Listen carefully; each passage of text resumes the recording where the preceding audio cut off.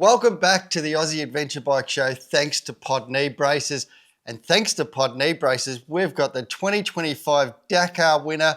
Of course, everybody knows him, Daniel Chucky Sanders. Mate, I'd be here all day if I had to put all your achievements down. So Dakar winner's good enough for me at the moment. Yeah, well done. we'll go with that. That's probably the toughest one to get. And happy to finally get one.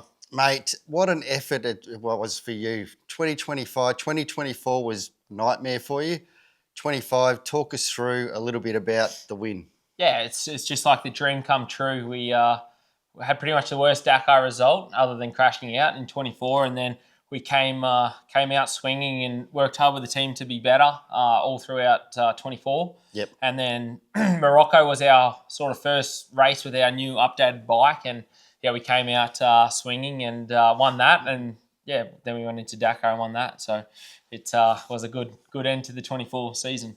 Here's something that guys might know a bit about, but you said when you worked with the team, it's been a 2-year period of fighting with the team to get them to get what you wanted, really, isn't it? Maybe 4 years, so a bit longer. So, yeah, it was hard. We had a much larger team with 7 riders at one stage. So It was hard going testing with everyone because everyone had such different feedback and we had like a lot of an older group of guys that had already won Dakars and stuff. So it was hard for me to, override what they were saying. But, for me, I was looking at the future and trying to win Dakar, and it was tough when the other guys were, I don't know, not willing to risk it as much as what I was. So it was a bit hard, but we ended up pushing through, and they sort of had to listen in the end. Tell them about how it actually come about, because as you said, it's been 4 years in the making to try and get a bike to suit you to win, because you've known that you could win the Dakar. But it was the day that you won one of the world rallies and come back and went, I wasn't happy. Tell them about that. Yeah, there was one of those, one of the stages. I think my first world rally round I won in Sonora in Mexico. I won, but every day I was just fuming because I had so many scary moments and I wasn't having fun riding the bike. And for me, that's like, if I can have fun and ride, smiling, then I feel like it's bad for the competition and it's really good for myself and the team. So, it's good. So what I was trying to get to is you basically told the guys, listen, this frame and this is just not working. So then what was the turn of events for them to actually say, yeah, we've got to listen to you?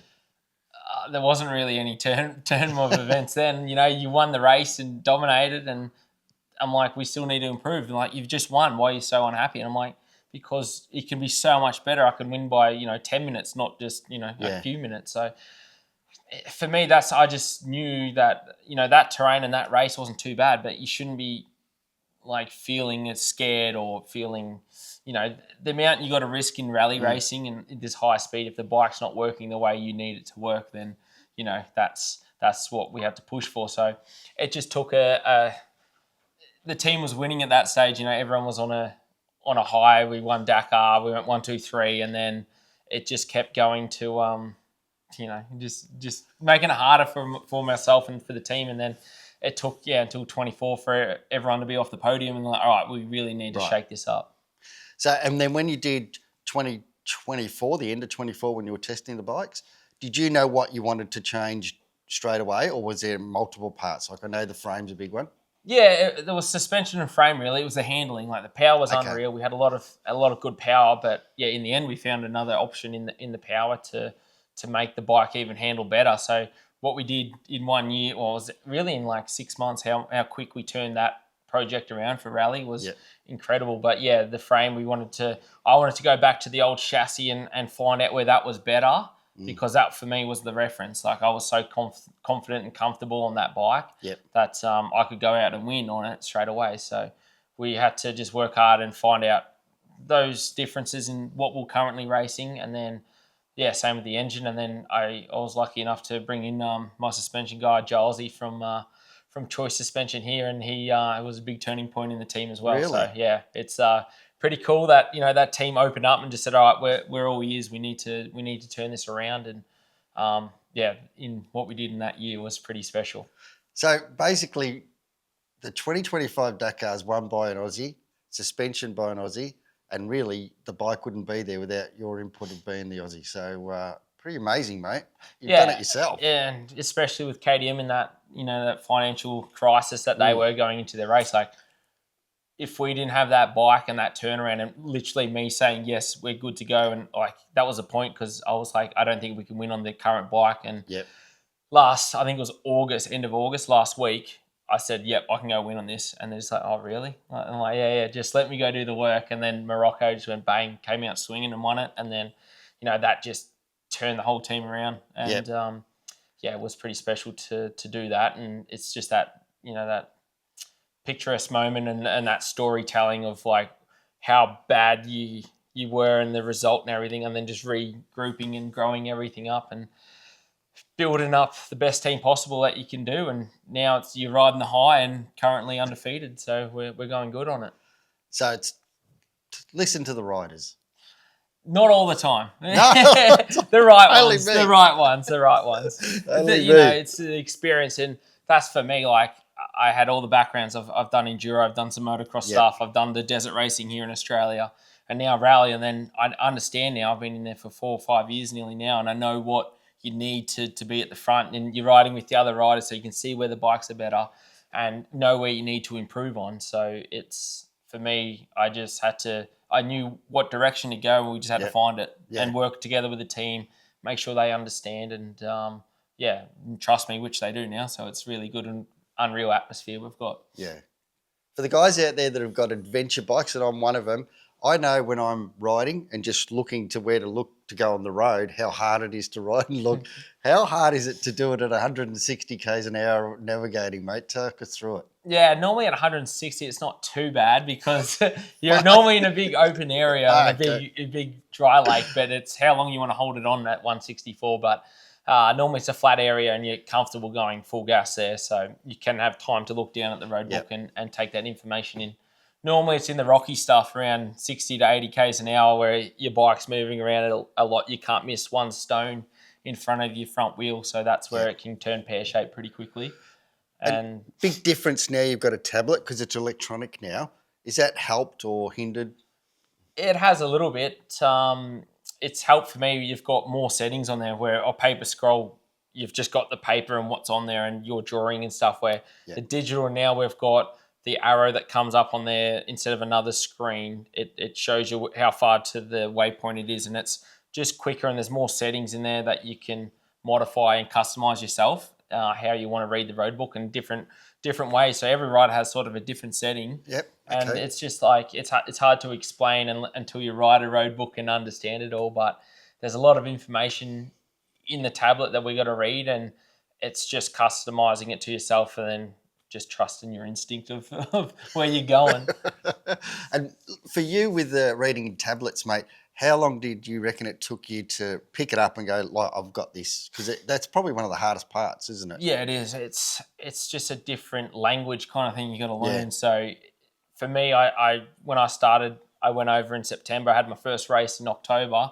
So I had a month to try and understand how to read it. So you could do the basics. Like, you obviously got your drawing and your arrows and your symbols of what you're looking for and that. Yeah. But you just got to, it's just training your brain to do that process of reading, a couple letters and knowing what those 2 letters mean, and it's because obviously they can't write there's stones in 500 meters in between trees. So it's got to be really tight packed information on that road book that we have to read it in a couple little things. So it's difficult like that. But for me, really, I think a year in rally and doing like five rallies, and also I think getting out front and opening a stage, that's where you really learn, because that's how fast you can go is as fast as you can read a road book. So you can't, once you start losing that rhythm of pushing more than reading the road book, that's where you get lost and make mistakes. So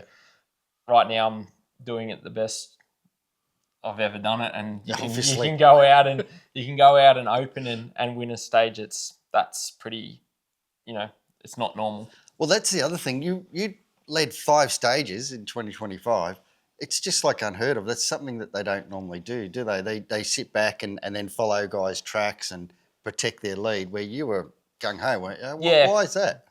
I think, like, one thing I came into rally and it was just like, I'm like, I want to ride as fast as I can possible. Like, everyone's like, oh, it's like a, you look back at it 10 years ago and it was a bit more of a trail ride and, well, not a trail ride, but like, a little bit easier and, pace yourself and take it easy.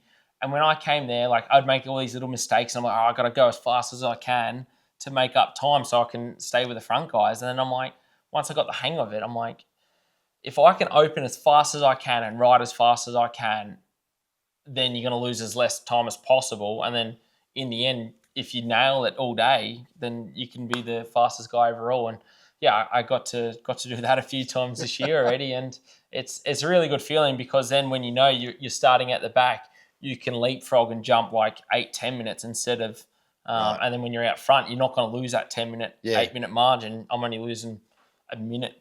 Because you're already in front. Exactly. And it depends, obviously, the type of terrain and the races. Like in sand, you can't open and win. It's impossible. So unless everyone gets lost on some tricky navigation. But like for Abu Dhabi race in the dunes, the other guys opening were losing 10, 12 minutes and I was losing 5-6. Okay. So that's where you win the race there, because then the next day I can make that 12 and then buffer the leader. So that's the rally game. It's a lot harder and different to understand, but it's just, stony terrain, you can open and win.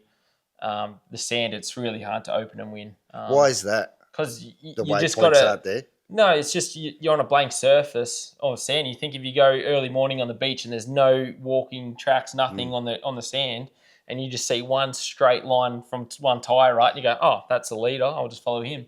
And that already gives you the way of where you're going in the race. So where I'm out there first and you're like, there's nothing there, you're just focusing on your road book. So it's a lot easier to follow in the sand.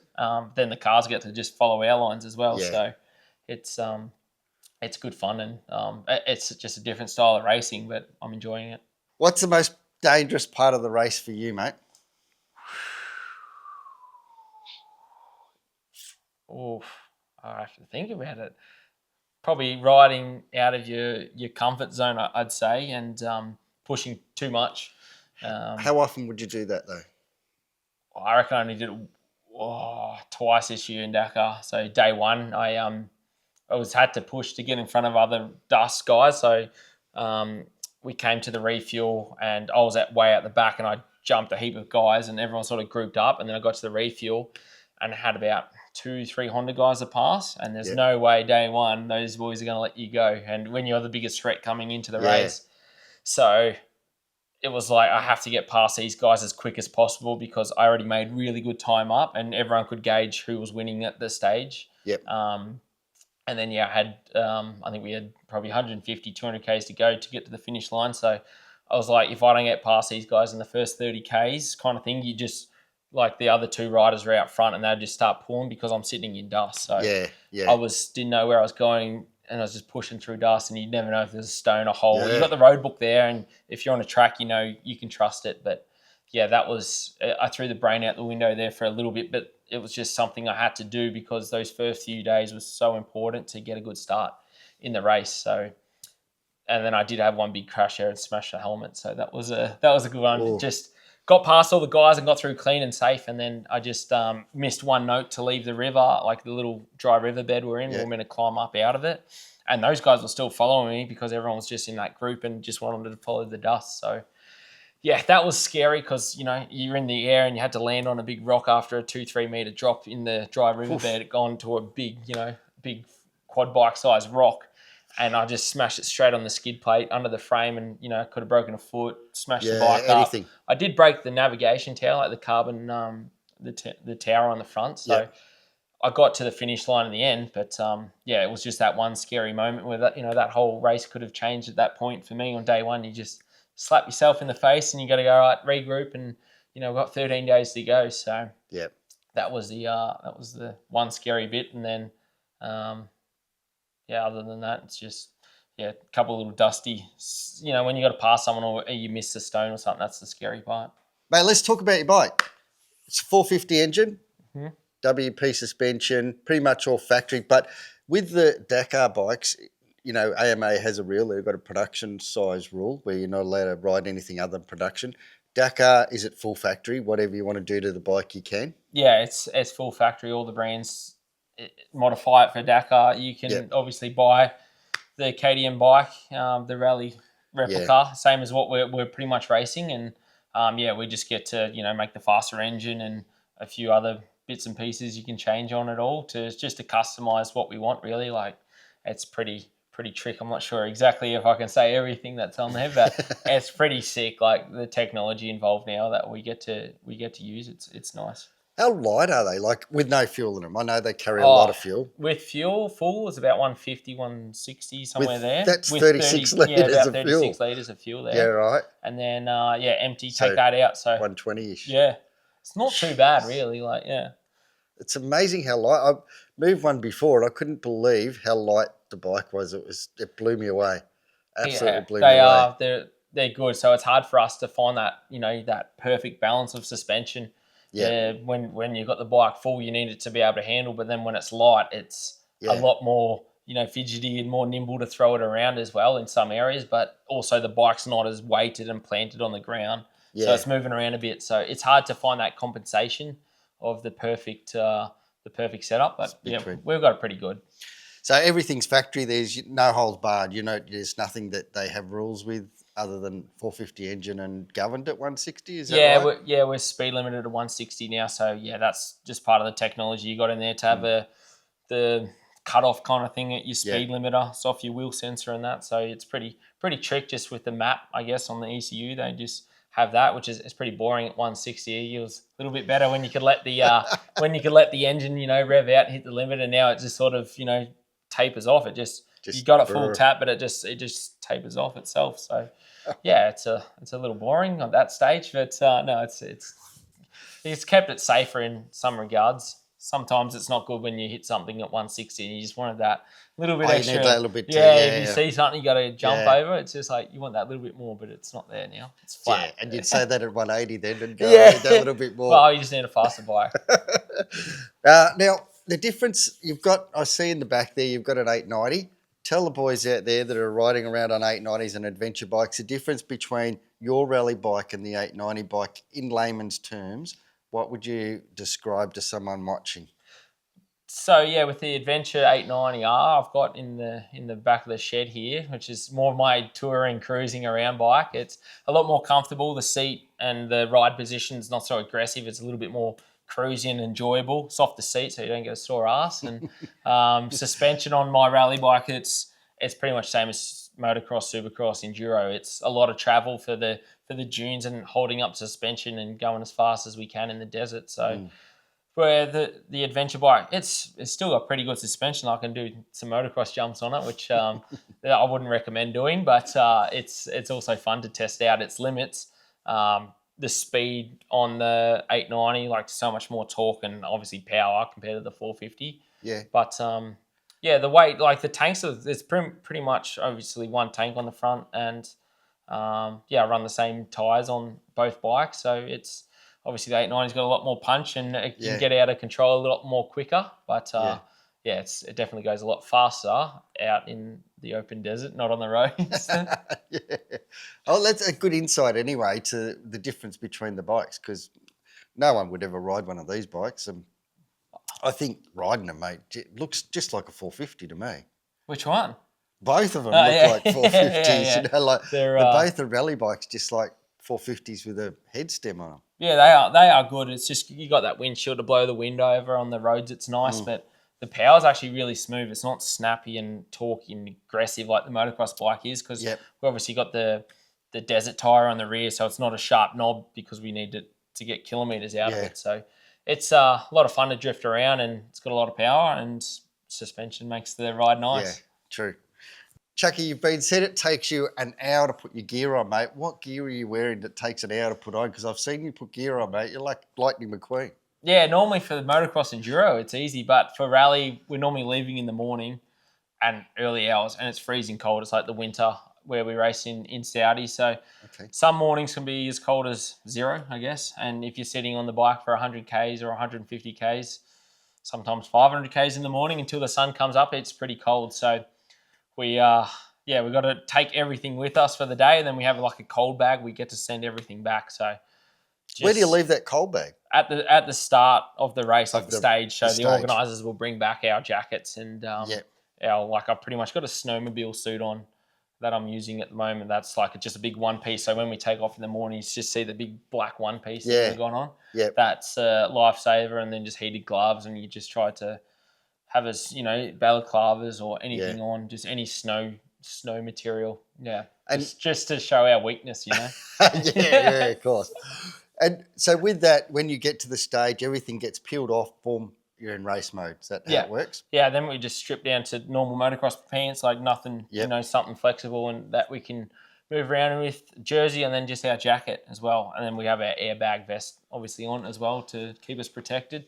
That's what I was going to say. Run us through your protection gear when you're in one of the most dangerous races in the world. What protection gear do you have? Right, head to toes, boots, so then we've got to make sure we've got our pod knee braces on. They're 100% really, when you're sitting down, standing up all the time, it's really important to have something, flexible and safe for your legs. It's not nice, throwing around a big girl in the desert. But it's not like the motocross enduro bike. You have to be, safe and protected. And we start for sure there, and then run our airbag vest, our jacket. So that's just got, elbows and shoulders. And then obviously that airbag saves us when we go bang in the desert. You run the off-road one, don't you? The full one? Yeah, the full off-road one. So it's pretty much, your full turtle shell is what you used to see, just with like the airbag liner in, which obviously isn't breathable. So it can get hot in the hot desert, in the sun, in sand dunes where you're working a lot, it will get hot. But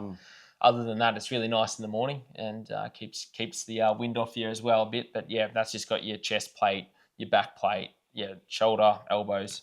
And I just run a kidney belt just to keep me gut in for the 14 days and make me look a little fit until the end, and then down a size. So it's then just your normal motocross helmet and goggles. Normally tinted lens with the Fox Desert foam on the goggles. So that's that helps me keep the sand and dust out as well. And just vented gloves to keep your hands dry and keep the sweat off them.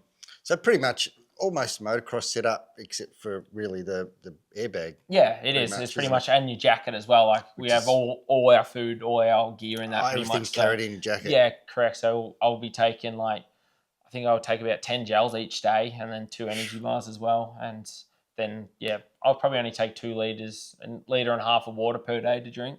Where some guys will smash 5-6 liters. I don't drink a lot, sweat a lot, so pretty all right. I'm lucky in that. That's surprising. Some guys, sweat a lot and need to drink, and everyone's different. So I've just found my what I need each day, and if it's hotter, you're going to drink a little bit more. But in the cold, I think some days I only drank 200 ml.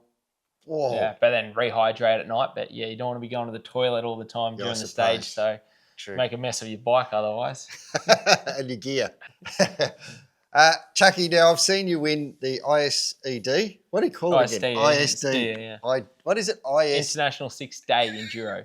ISDE. ISDE. All right. So, Chucky, you've won the ISDE. You've won multiple Australian championships. You've been at the top of the ladder for your discipline in many years. What's it like now winning the Dakar? Is it the same as the ISDE? What is it, mate?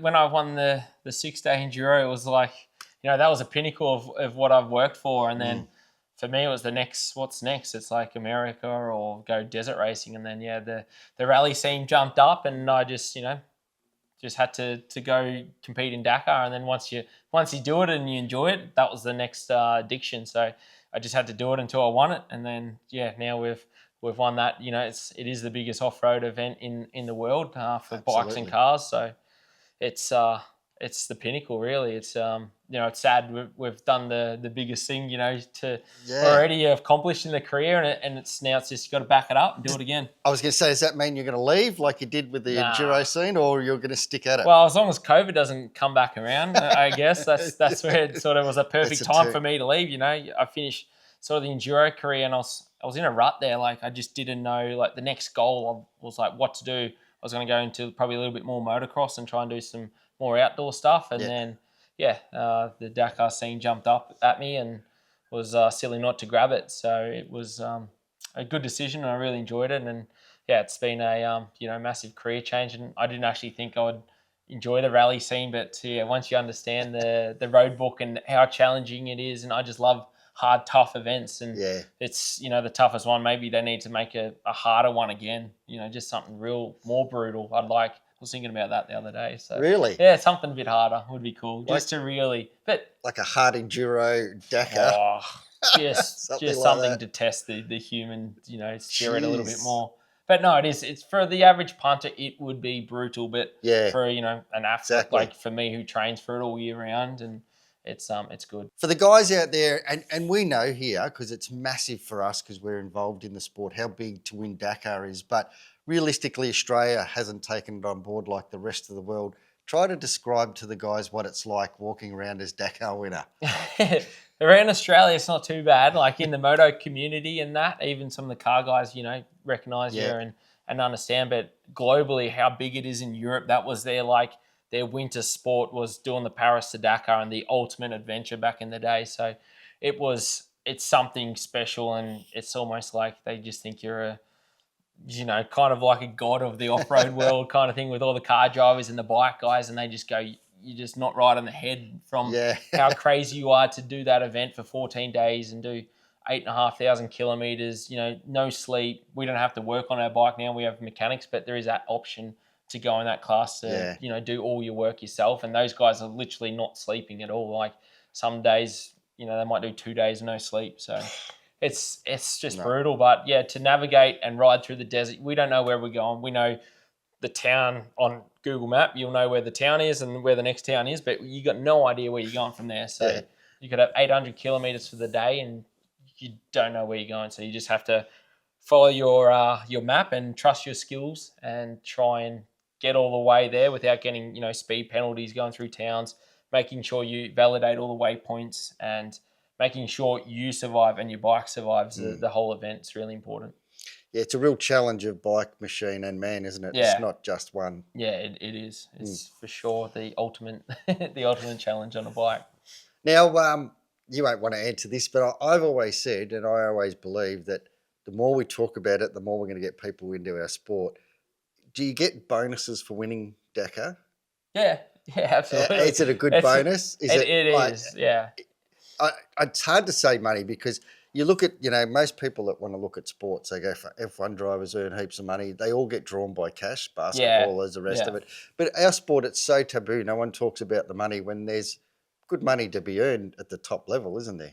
Yeah, there is. And it depends on manufacturers and what they're paying and, how you can wheel and deal do your negotiating. It's not F1 money. I wish it was. But, you could come out with $500,000. That's Aussie money, and it's pretty good to win. So with everything combined, it's about that. So it's not too bad. It's better than running around enduro or motocross here. You can make some good money, and you got to make it while you can. Like as fun as it is, it's the most dangerous sport in the world, is what I do. So it's that's why I think it should you try be not to think about it. You just go out. All I want to do is win. That's the bonus of winning that money and. Coming back home to the apple farm and spending the money on bees and machinery, making jumps and buying some more bikes. Why not? Yeah. Well, it's your love. It's your passion. That's that's what you do it for. Money comes when success is there, so don't worry about that. Yeah. And so with that too, mate, how do I explain this? When you want to get to other countries, like when you go to America and that, everyone knows who are from Dakar, don't they? Like Dakar as a ratings is huge, isn't it? Yeah, it is. I think it's the second most viewed motorsport event. It's under F1 and it's above MotoGP. Obviously, for that 2-week span, it's globally, like how big it branches out, and it's there's so many fans from motorsports. There might be quad guys, but just from South America, European countries, South Africans. They're all about the adventure and riding and bikes and cars and it's crazy. You even got, Carlos Sainz, senior, and then even his son's there from, Formula One there watching his old man race. And, you got Sebastian Loeb, multi-time world rally champion. You got NASA. He got third in the Olympics, clay shooting. So, and then you got the crazy dirt bike guys that, got us. We're not in a cage where probably the not quite right ones that have to open the stage and lead out. So, it's good because that's why it's so big. It's all disciplines joined together, you know, from on-road, off-road, you know, and then motorbikes as well. And then you even get some, you know, MotoGP guys watch it, all mechanics around. Nothing else is on during that time of year. There's no MotoGP, there's no Formula One, there's no footy really. And yeah, only thing here that interferes with it is tennis in the last week. But that's just a part of it. But yeah, we all the rev heads love watching it over their summer break here. And unfortunately, on January 1, I'm normally racing and everyone else is hungover and enjoying the start to the new year. Yeah, and you're starting the new Dakar. Yeah, and I'm just down the barrel, ready for it. Any funny stories from this year's Dakar? Not really. I didn't really have anything other than just the drama on this foggy day, really. There was no... There was the morning we had... I think it was second last morning or third last morning. We had a lot of fog and they delayed the start. That's right. There was a bit of controversy around it all, but and you caused it. No, I didn't cause it. I was well off the corner. I was just letting everyone else have their little tiffs and whinge about going, oh, we wanted to start now. We're doing the full stage. But how I saw it was fair. It was just like everyone, we all do the same event, the same kilometres, everything. It doesn't matter what class. We don't cut anything short. Makes it's either sense. everyone does the same course or we don't do the full thing. So were they proposing certain people do the whole course and certain people don't do the course? Well, yeah, they were going to do... So there's Rally GP, the top motorbike class, and then there's Rally 2, and then that's Rally 2 is pretty much all your supported riders under that. So they were saying just Rally GP, which is 8 riders to take off. And then, and this was the thing with the strategy as well. This is where you can't ever have a strategy for this race because it can just change so quickly. So like our fog, we couldn't see the morning 15 metres in front. Like we were just wiping the mist off our goggles. If we had roll-offs, you'd be fine, but you couldn't see nothing. And they delayed it for so long. We started, I think, 11:30. I started and the first bike went off at 10. Would have been nearly an hour because I was about 12th. And then because it's a 3 minutes gap between everyone. So yeah, it was a really, really big gap back. And then they said, all right, Rally GP is just going to do the full course and then everyone else will stop. But then there's Rally 2 riders that are competing overall as well for the outright. So I'm like, well, how's that going to work? Oh, we'll just give them an average time. I was like, that's not right, because then they could ride that last 100 Ks and their bike break down, they get a 30-minute penalty or they DNF the race. It's like, what if there's massive chaos in the last part? How's that fair as a Dakar race? So anyway, it was I voiced up and I said it's not right if these Rally 2 riders, there's money involved for getting top 10 and for their class and everything. And I'm like, they're fighting for factory rides and that. And if everyone doesn't do the full course, then it's not right. But there was only one rider fighting for it who was French and the organiser is French. So sorry to the French fans out there, but it's you can cut that out as well. Do you think there's a bit of racing going on? It's just like, and I explained to all the guys, I was like, look, you've got 14 days to win the race and you got to be there every day and you can't rely on this second last day to make up 30 minutes. I had 20 minutes, 30 minutes on those guys. And I'm like, guys, come on. You're fighting for third position. I'm like, if you're fighting for third, it's cool to get on the podium. But like for me, mentally, I'm like, it's first place only. Otherwise, I don't like seconds. I'd rather be last. Everyone should do the same amount of distance. Well, exactly. But anyway, the media clipped that bit and used me and this other guy. And I said, thank you, social media, for making me look like the whinging guy. But you caused it all. The Aussie caused it all. Of course he would.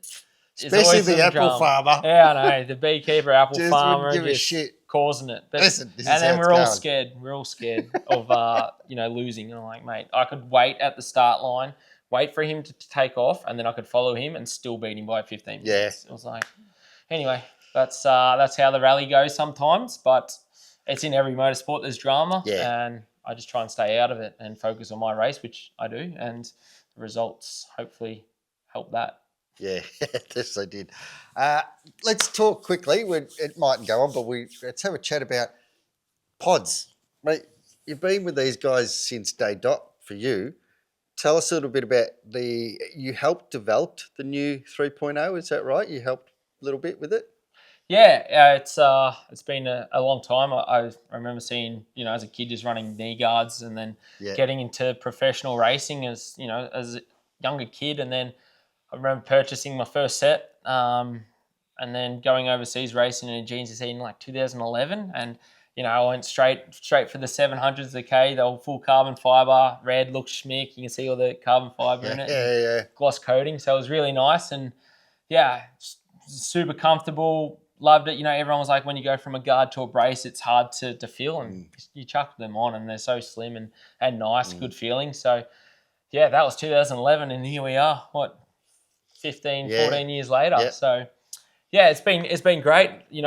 The faster I went, and then you find out Pod's an Australian company. Yeah. Just down the road, a couple of hours from me, and you meet the guys and have that. I've got a lot of good partnerships and friendships along, through the industry, and then these guys are just another part of it, and it's been great. They've listened to what I say, and we've always, try to improve and make new steps. The last, I think, three races, I'm sure they've used my say and what I believe in, what I need for my protection. So it's really cool to work tight with these guys and give you guys something that I work with and what they do. So it's nice. It's something special to me, an Aussie brand, Aussie rider, and built for what we do. Well, I can tell you, if you can build bikes as well as you do these knee braces, the bike must be pretty good, buddy. Mate, touch wood. I've never done a knee injury at all. So that is the best thing ever. We love it. 3.0s are so comfy, so they're really good. You've done a good job there, and obviously done a good job with the bike behind us, mate, because it won Dakar. So good luck, mate. Thank you very much. Cheers, mate. We'll see you next year at Dakar. That's right. Yeah, we'll be there. Hopefully on top again. We'll see. We'll be working for it and run that number 1 plate.